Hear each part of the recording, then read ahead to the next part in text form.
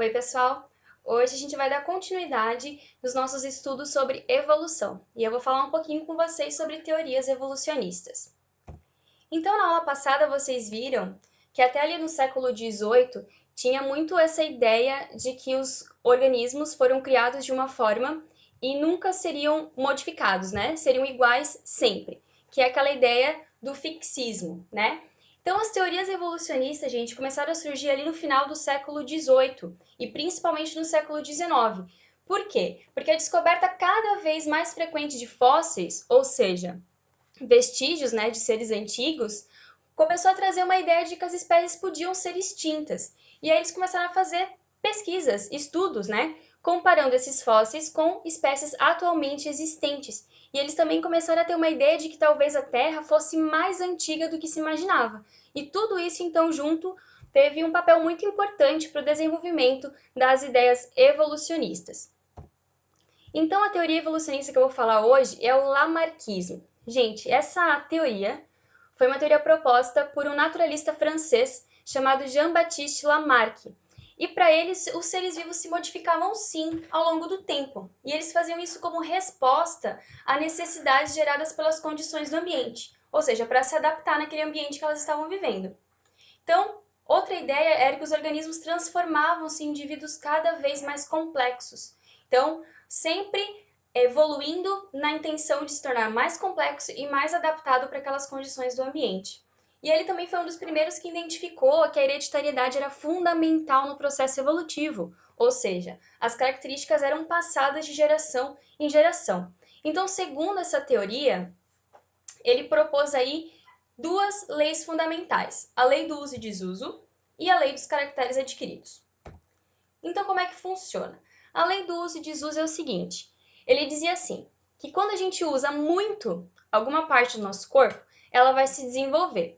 E as partes do corpo que a gente não usa muito vão se atrofiar.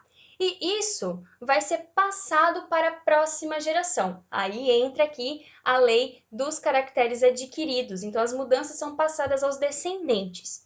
Então, eu vou dar alguns exemplos para ficar mais claro. Vamos pensar assim, aves de pernas longas, que são chamadas de pernaltas. Por exemplo, o flamingo que está aqui na imagem para vocês. Então, o que Lamarck dizia? Que no passado, elas tinham pernas curtas, mas como elas tinham que entrar na água para pegar o seu alimento, que são os peixes, elas não queriam molhar as penas durante essa locomoção na água. E elas também não queriam afundar. Então, o que elas faziam? Elas se esforçavam, né, para esticar as pernas. Claro, um pouquinho de cada vez, né? Então, a cada geração, esse esforço produziria aves com pernas mais altas, que transmitiam essa característica à geração seguinte, tá? Então, assim, os pais iam lá, pescavam e, para não se molhar, esticavam um pouco as pernas. Aí passava essa característica para os filhos que já nasciam com as pernas um pouquinho mais longas. Aí esses filhos também faziam o mesmo esforço para evitar se molhar, então esticavam as pernas. Passava essa característica para os filhos que já nasciam com as pernas um pouquinho mais longas. Depois de várias gerações, teriam sido originadas, então, as atuais aves pernaltas. Outros exemplos aqui. Por exemplo, os atobás, né, que são aves aquáticas. De tanto elas esticarem os dedos durante a natação, elas acabaram adquirindo membranas entre os dedos. Então, um pouquinho em cada geração até que chegasse na espécie que a gente tem hoje, com essas membranas que facilitam a natação dessa espécie. Outro exemplo, sabiá laranjeira teria os dedos curvados devido ao seu hábito de pousar em galhos. Então a ideia é o quê? Que no passado eles tinham os dedos retinhos, mas para pousar num galho eles tinham que se segurar e aí eles começaram a curvar os dedos para se fixar ali e não cair. E aí essa característica foi passada para os filhos, que também curvaram os dedos para não cair. E aí foram fazendo isso de geração em geração, até que hoje todos eles têm os dedos curvados, adaptados para pousar em galhos então. Outra ideia, o hábito da garça de pescar à beira d'água teria levado ao alongamento de seu pescoço. Então, para ele conseguir pescar os peixes ali, de tanto ela esticar o pescoço, ela teria ficado com esse pescoço alongado que tem hoje. Lembrando que um pouquinho em cada geração, né? Não de um dia para o outro.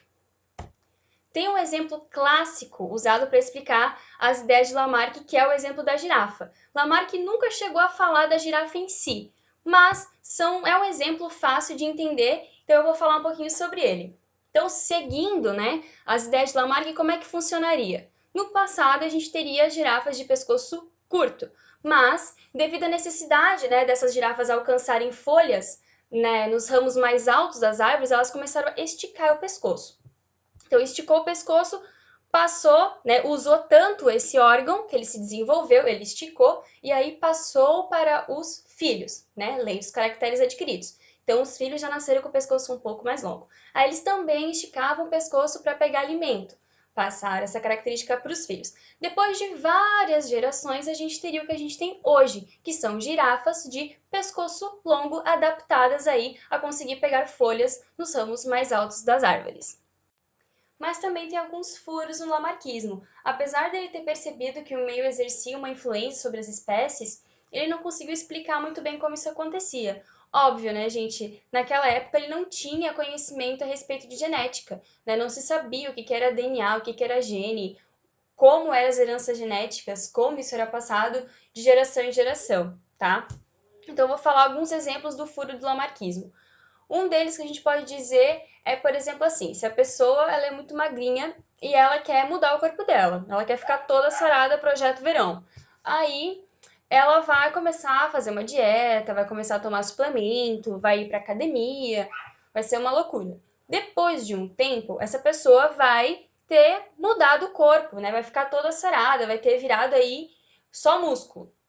Muito bem, até aí vai fechar com a ideia de lamarquismo de lei do uso e desuso, né? Usou tanto que a massa muscular se desenvolveu e aí ela ficou dessa forma. Porém, seguindo a ideia de Lamarck, isso teria que ser passado para os filhos, né? Lei dos caracteres adquiridos. Só que isso não acontece, né, gente? Se isso fosse verdade, a criança, o filho da pessoa, já teria que nascer todo forte, todo musculoso, né? Ser o bebê mais sarado da maternidade. E isso não ocorre, né? A gente já trabalhou isso em genética. A pessoa vai ter mudado o quê? O fenótipo dela, né? O que aparenta. Mas isso não muda o genótipo, o gene, tá? E a gente sabe que são os genes que são passados de geração em geração.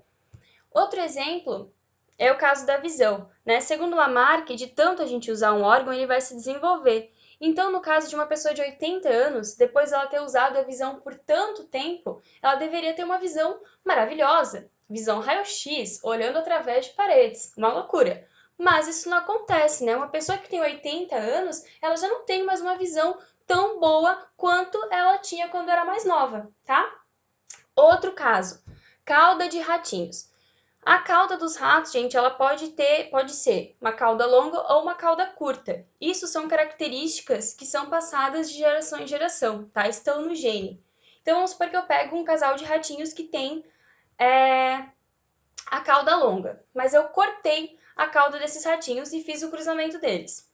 Os filhotes vão nascer com cauda longa. Por quê? Porque o fato de eu ter cortado a cauda dos pais ali não vai ter mudado o genótipo, vai ter mudado só o fenótipo, né? E isso não alterou o gene da cauda longa. Se os pais têm esse gene, vão passar esses genes para os filhos e os filhotinhos vão nascer de cauda longa, certo? Outra coisa, a evolução, gente, ela não segue uma reta que leva à complexidade dos seres vivos, tá? Ou seja, ela não ocorre com o objetivo de deixar organismos melhores, mais complexos. Se isso fosse verdade, a gente não teria mais nenhum organismo simples, né? E nós temos ainda organismos muito simples, mas que são extremamente adaptados ao local em que vivem, tá? Então, o objetivo não é se tornar mais complexo, certo? Hoje em dia, as ideias de Lamarck, elas não são mais aceitas, né? Mas na época, inclusive Darwin, que eu vou falar nas próximas aulas, ele falou muitas vezes da lei de uso e desuso, lei dos caracteres adquiridos que Lamarck falava, tá? E ele foi extremamente importante, gente. Lamarck, ele foi um gênio, porque ele foi o primeiro cientista que questionou o fixismo, né?